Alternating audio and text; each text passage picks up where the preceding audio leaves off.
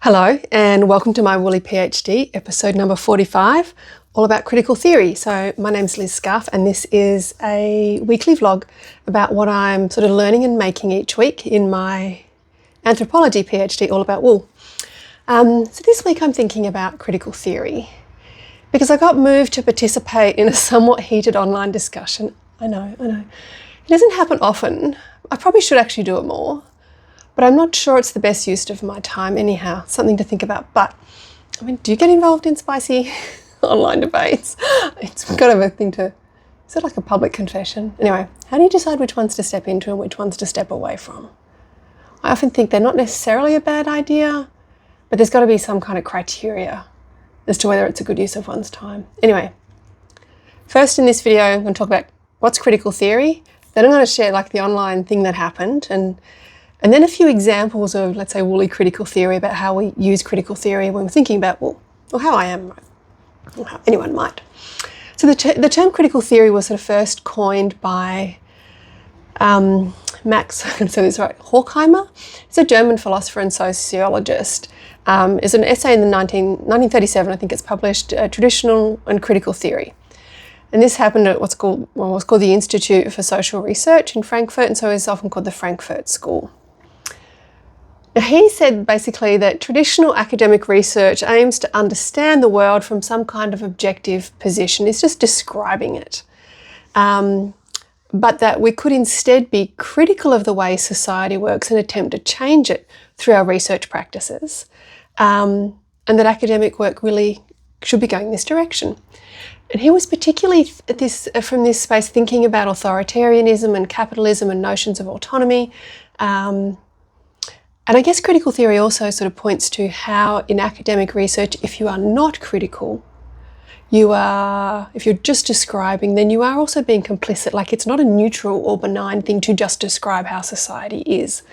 And so critical theory is essentially concerned with power and asks questions like who benefits from how society is set up or how it's operating or how it's changing, and who's paying for those benefits, right? Who suffers because of that setup? So who has power, who doesn't? And then how can we make society more just is also a question sort of in as part of critical theory. And critical theory also, of course, points out that there is no objective position. There's a fantasy, and it's a fantasy of those who have more power generally, right? But that every position is subjective and it's influenced by notions of power and benefit in it and inequity. And the academic researcher is not an objective research tool, right? So in my knitting research, if I was doing traditional research, I might be able to report on the 80-year-old women knitters who are making sweaters for sale in Iceland, how long it takes them, the designs and the wool they use, the historical context of the designs or something like this, right? But if I was doing critical research theory, I might also or instead ask, what are the social structures or dynamics that mean these women have to do this work at the age of 80 for below minimum wage to have a livable income, right? So, and that's not saying that this is the case for all of these knitters in Iceland. This is a made-up example, right? Well, as far as I know at the moment, it's made up. I have to find out more if I'm doing critical theory research, right? Or thinking like this. It means that I also have to reflect on the impact of my positionality on the research, right? So I'm a white, middle-aged, lower middle class but highly educated, native speaker, Australian raised, cisgendered woman with relatively good health. I'm also politically a bit left, I'm a psychotherapist, I have a range of belief systems and values that all influence not just what I think about the world, but also what I can actually perceive, right? So I think this is the it's all important. It's quite important though. Because there are some things I can't see or I won't see because of my lived experience, and some things that will be really super obvious to me.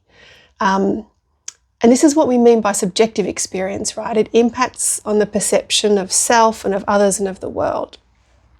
So I have to try to become aware of what my Lizness makes possible in terms of knowledge generation, what it makes difficult or impossible, and how it shapes the knowledge I generate. And this is part of critical theory, and in particular an interlinking process or concept called the reflexive turn. Certainly in anthropology it's called that. So that's what critical theory is really. It's just thinking about power and who benefits as sort of central queries, right?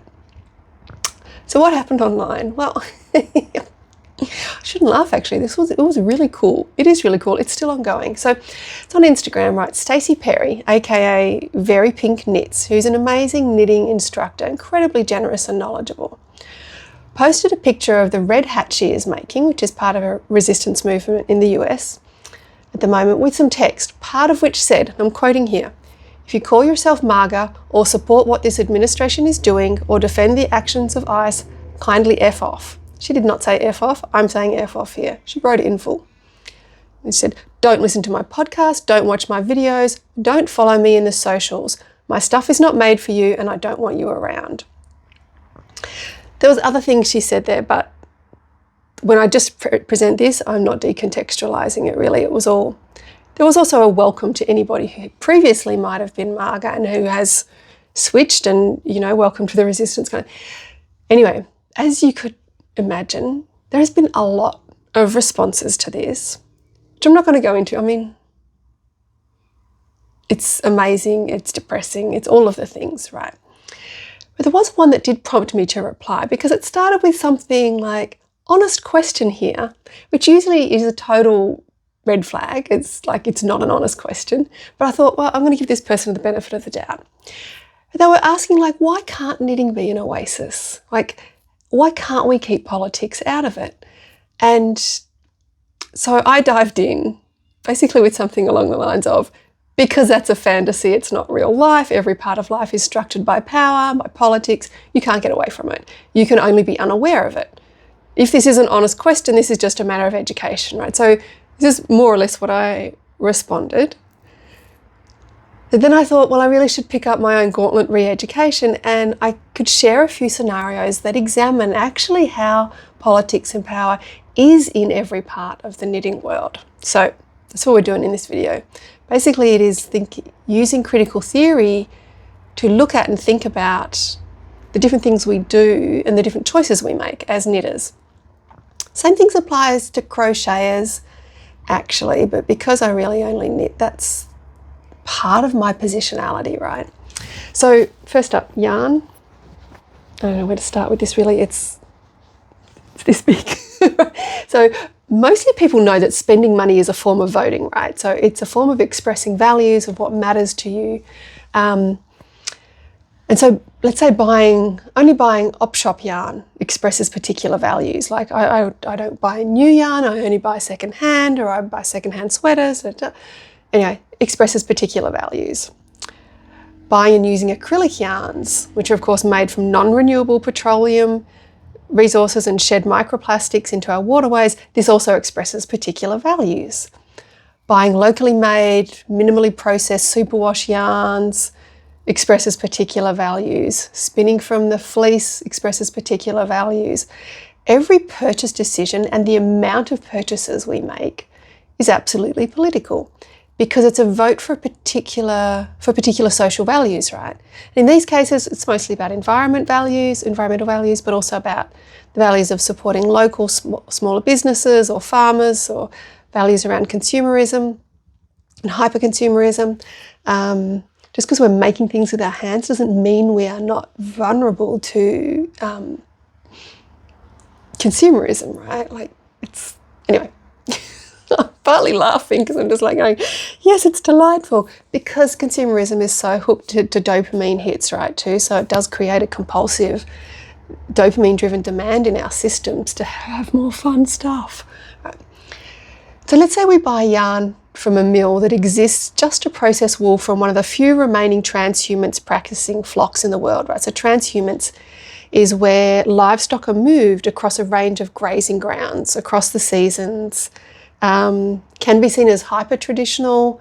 And sometimes refer back to my video on using the word traditional. I shouldn't use it.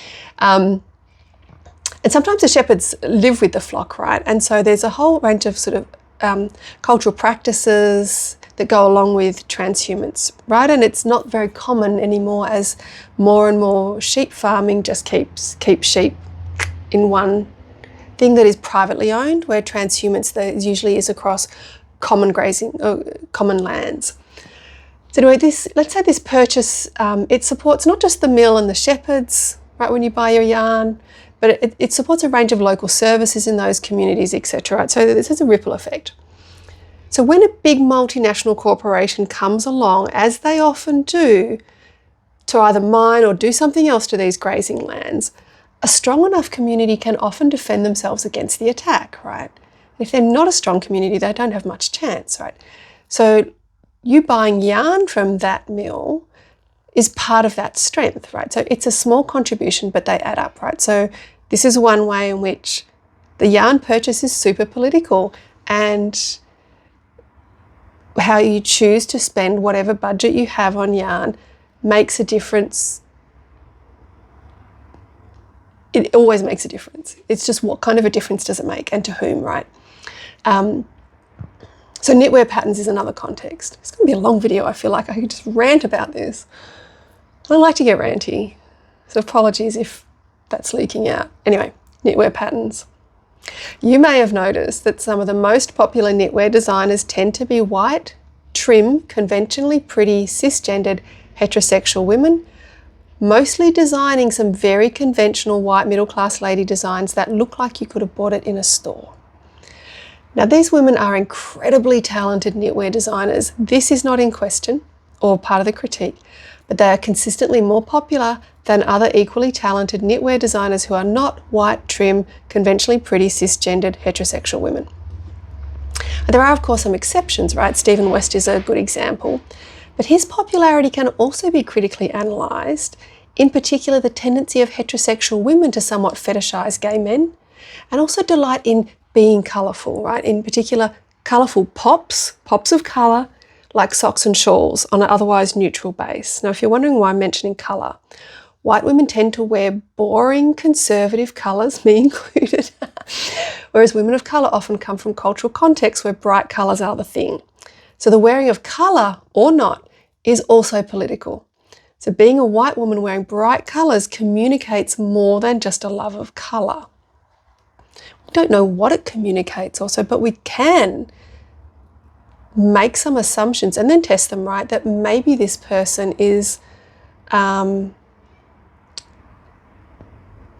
there's something about diversity, right?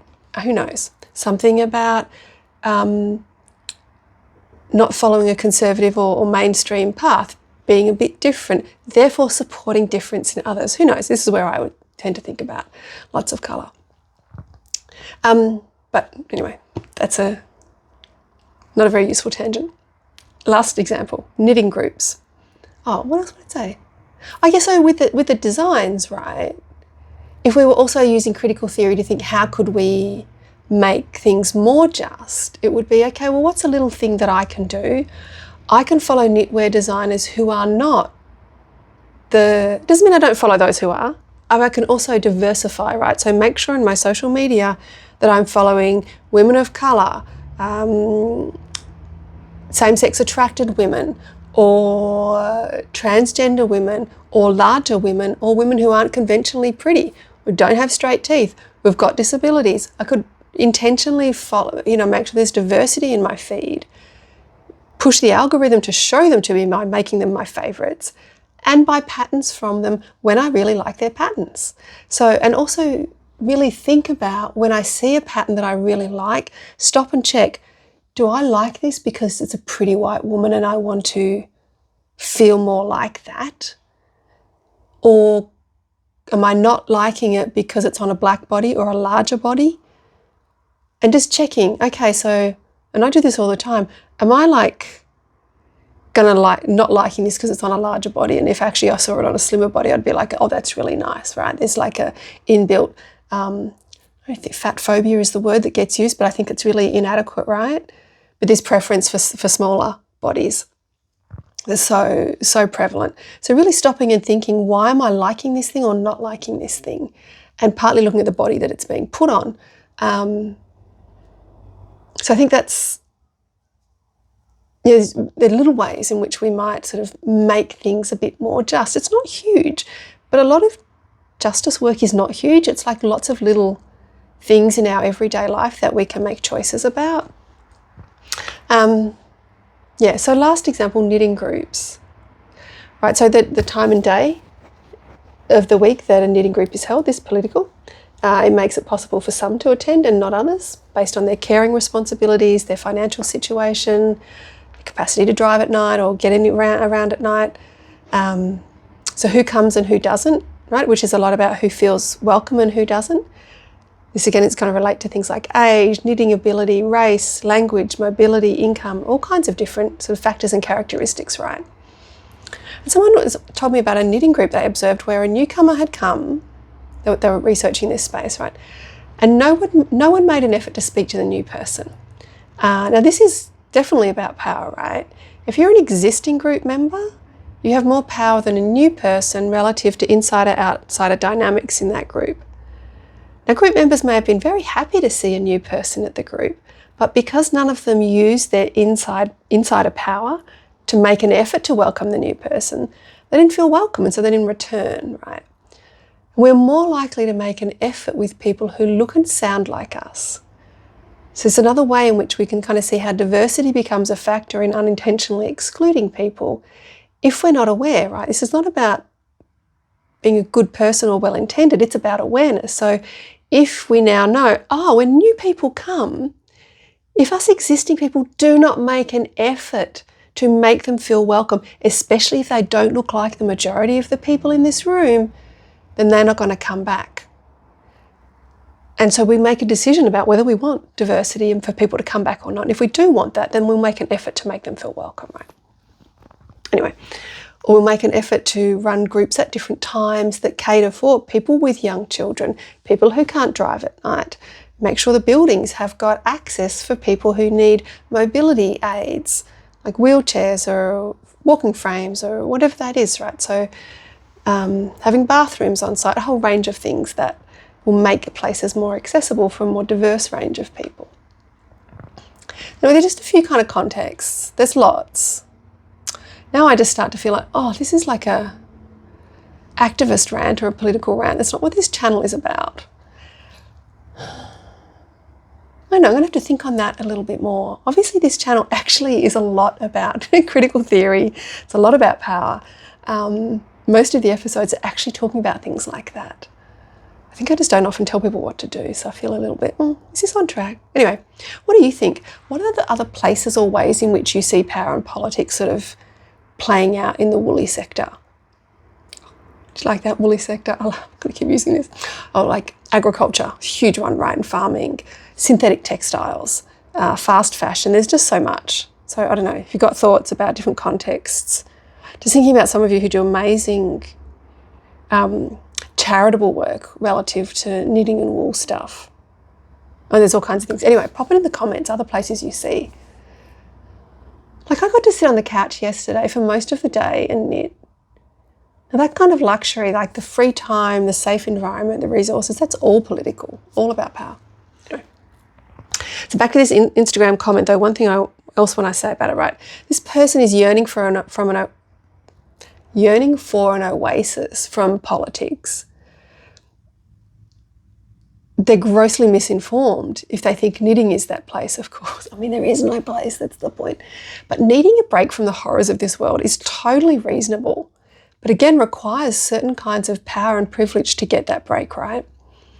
But that doesn't mean that knitting has to get ruined.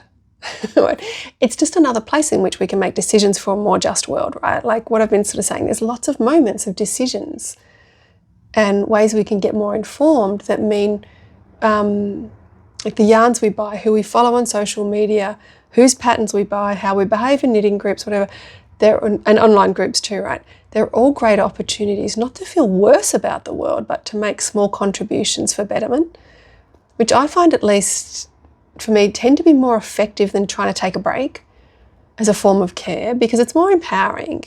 But I also feel like I get to care for others whilst also caring for self, and it's very efficient. But I don't know, I tend to find that more regenerative than trying to get a break from it.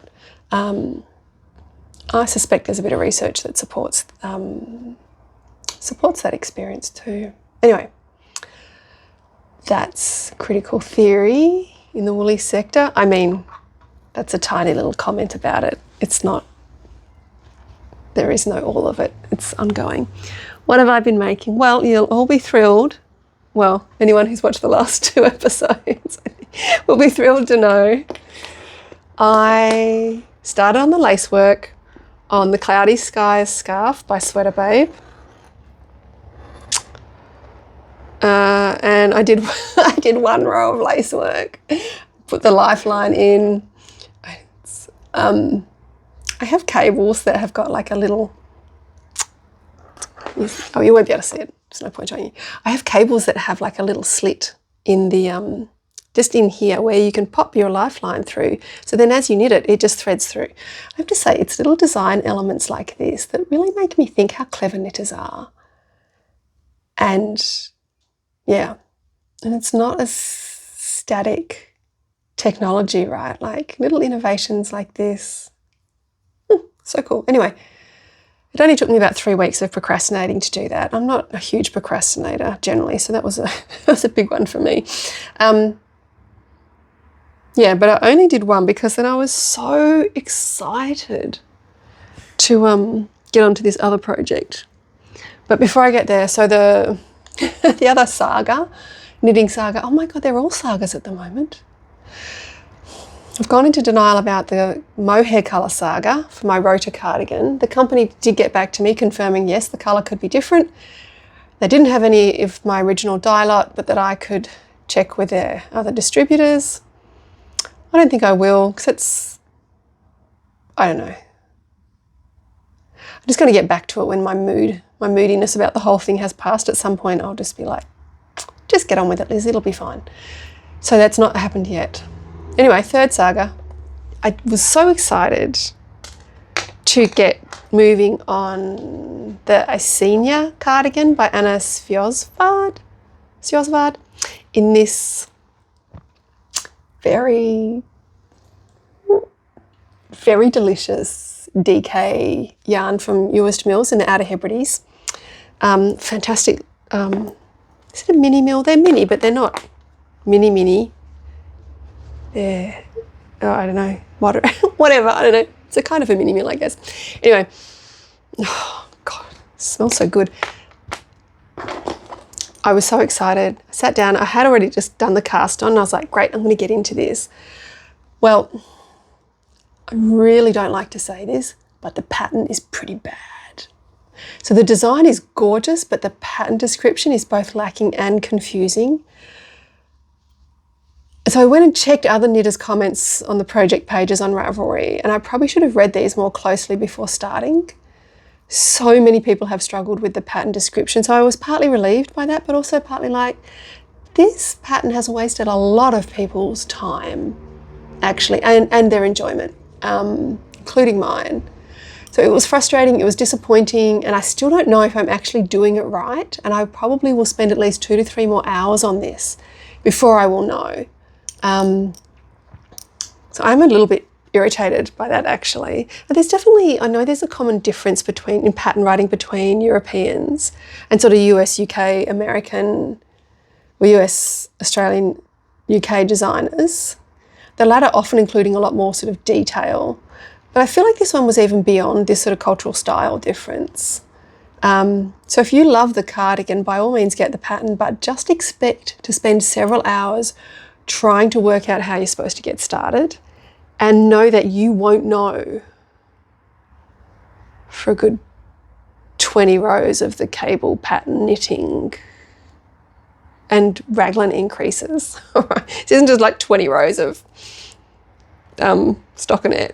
So you won't know for a while if it's working or not.